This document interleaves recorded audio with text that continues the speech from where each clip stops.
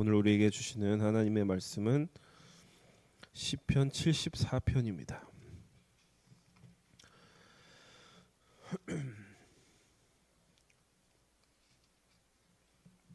시편 74편 12절에서 17절까지의 말씀입니다.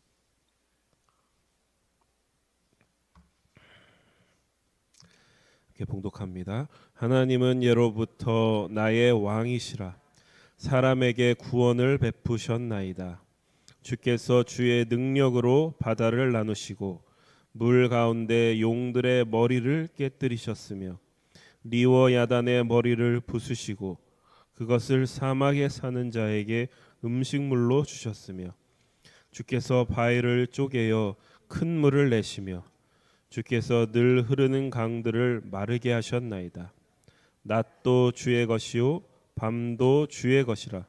주께서 빛과 해를 마련하셨으며 주께서 땅의 경계를 정하시며 주께서 여름과 겨울을 만드셨나이다.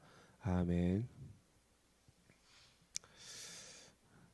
시편 74편의 말씀은 이스라엘의 그 포로 시대를 배경으로 만들어진 시인데 탄식 시로 분류가 됩니다. 포로 시대라는 것은 기원전 587년에 남유다가 바벨론의 멸망을 당하게 되고 이스라엘 백성들이 바벨론의 포로로 끌려가던 그런 시대를 말합니다. 이스라엘 역사에서 봤을 때 굉장히 암울했던 그러한 시기였습니다. 이 사건으로 이스라엘은 굉장히 큰 충격에 빠지게 됩니다. 그들이 철석같이 믿고 있던 예루살렘 성전이 파괴되었습니다. 우리에게는 예루살렘 성전이 있기 때문에 예루살렘 성전에 하나님이 계시기 때문에 우리는 결코 멸망할 수 없다라고 믿었던 그들의 믿음이 무너져 버린 사건이었기 때문에 그렇습니다. 그러한 믿음이 무너졌고 그들은 나라 잃은 백성이 되었습니다.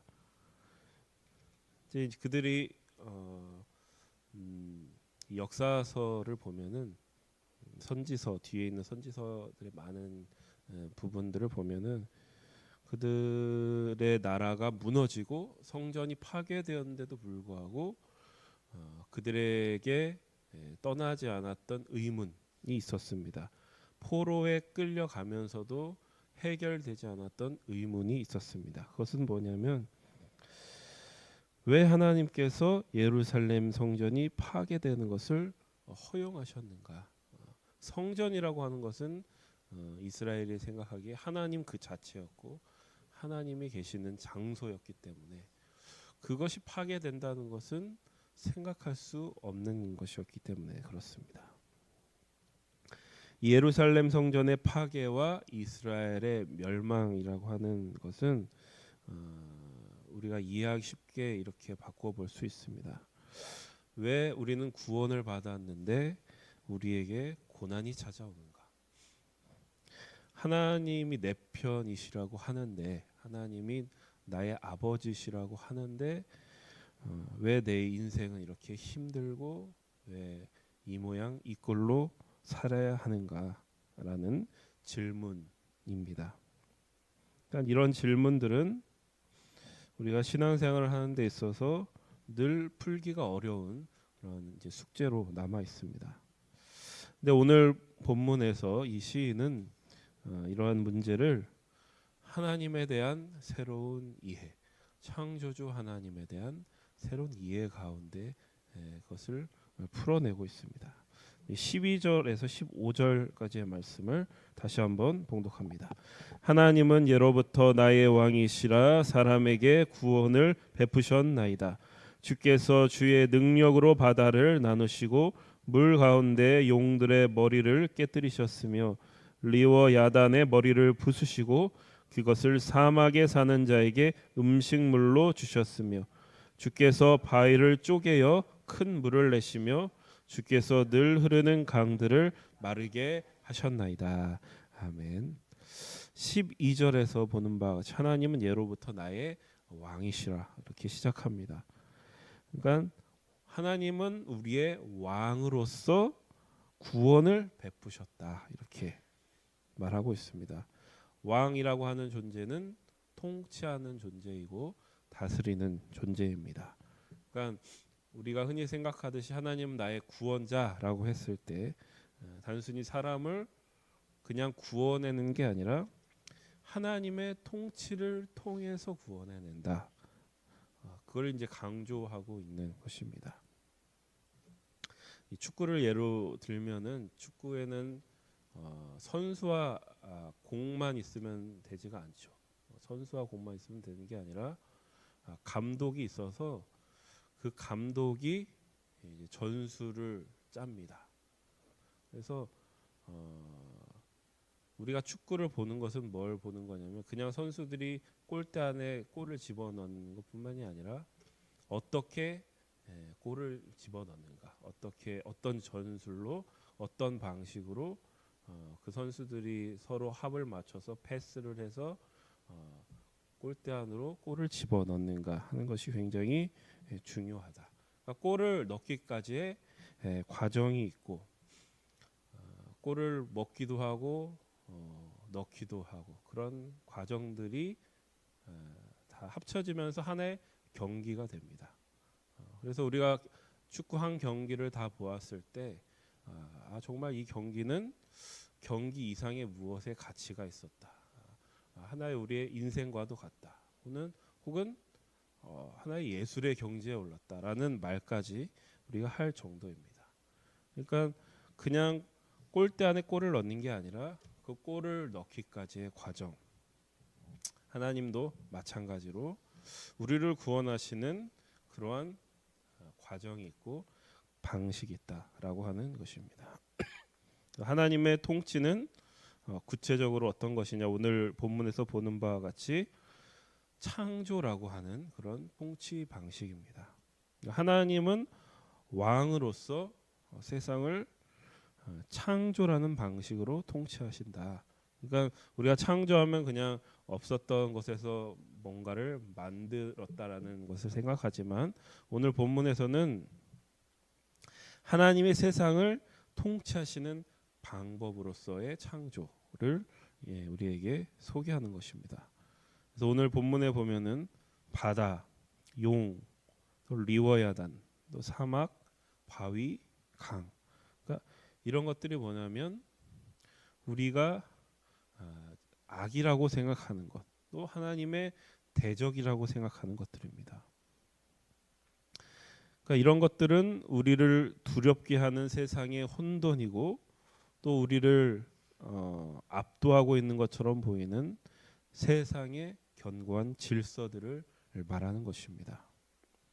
근데 시인은 뭘 말하는 거냐면 이런 것들을 우리가 봅니다. 세상을 살아가면서 하나님이 다스리시는데 왜 나에게 고난이 일어나고 왜 저런 악한 사람들이 득세하는가 이런 것들을 봅니다. 근데 그런 것들은 하나님이 무력하시기 때문이 아니라 하나님의 손 안에 있는 피조물일 뿐이다. 그러니까 하나님의 창조라는 통치 안에 그것들이 이미 들어있다라고 하는 그러한 시 내용을 지금 우리가 보고 있는 것입니다. 그래서 16절과 17절에서 이렇게 계속 노래하는데 16절, 17절 봉독합니다. 낮도 주의 것이요 밤도 주의 것이라 주께서 빛과 해를 마련하셨으며 주께서 땅의 경계를 정하시며 주께서 여름과 겨울을 만드셨나이다. 그러니까 우리가 신앙생활을 하다 보면은 어두운 밤을 맞이할 때가 있습니다. 그러니까 늘 가까이 계신 것 같은 하나님이 멀게 느껴질 때가 있습니다. 그럴 때 우리는 무슨 생각을 하냐면 내가 뭔 잘못을 해서 나에게 이런 고난이 닥치는가 하는 그러한 생각에 사로잡힙니다. 우리가 잘 아는 욥이 바로 그러한 사람이었습니다. 근데 욥을 끝까지 보면은 끝내 내가 왜 고난을 당해야 되는지 원인은 찾지 못합니다. 근데 뭘 욥이 발견하냐면 고난을 통해서 창조의 하나님을 만나게 됩니다. 하나님에 대한 새로운 이해 가운데 내가 어떤 사람인지 어떤 존재인지를 깨닫게 됩니다. 그러니까 욥은 하나님께서 창조라는 방식으로 세상을 통치하는 분임을 알게 됩니다. 내가 보는 세상은 혼돈이지만 그 혼돈 속에서도 하나님은 여전히 일하고 계시고 그 혼돈 속에서도 하나님은 질서를 잡고 계시는구나. 그 고난 속에서도 우리를 놓지 않으시고 우리를 버리지 않으시고 우리를 정금과 같이 빚어가고 계시는 분이구나라는 것을 깨닫게 됩니다. 그래서 우리가 창조의 하나님을 믿는다는 것은 굉장히 놀라운 일입니다. 그러니까 세상 어느 것도 우리가 절대 악이라고 생각하는 것도 우리가 이것만은 허용할 수 없다고 하는 것도 그것조차도 하나님 손안에 벗어나는 것은 없고 하나님은 모든 것과 모든 일과 모든 경우 속에서 일한다라는 고백이기 때문에 그렇습니다. 그래서 우리는 창조주 하나님, 창조의 하나님 안에서 모든 일을 기꺼이 당해내고 모든 일을 감수할 수 있는 믿음을 얻을 수 있습니다.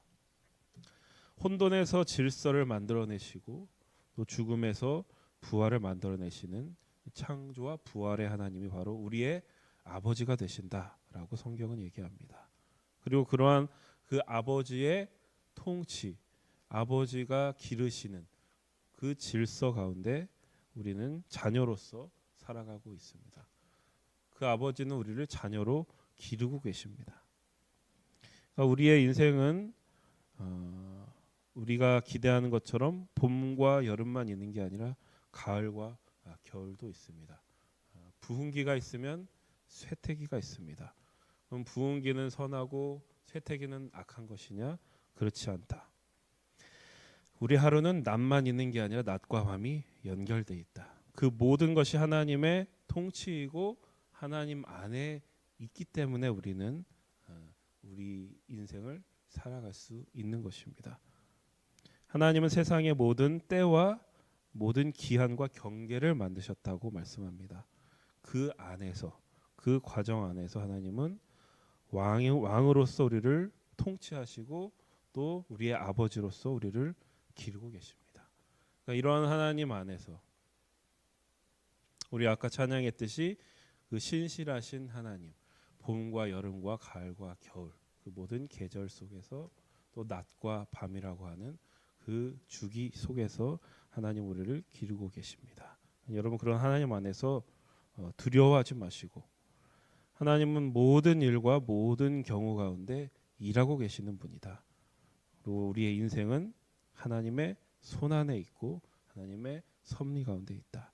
이러한 믿음을 가지시고 여러분을 용기와 소망을 가지고 오늘 하루도 승리하시기를 축복합니다. 기도하겠습니다. 우리를 통치하시는 창조주 하나님, 낮과 밤을 만드시고 봄과 여름과 가을과 겨울을 만드신 하나님의 놀라운 질서와 통치 가운데 살게 하심에 감사드립니다.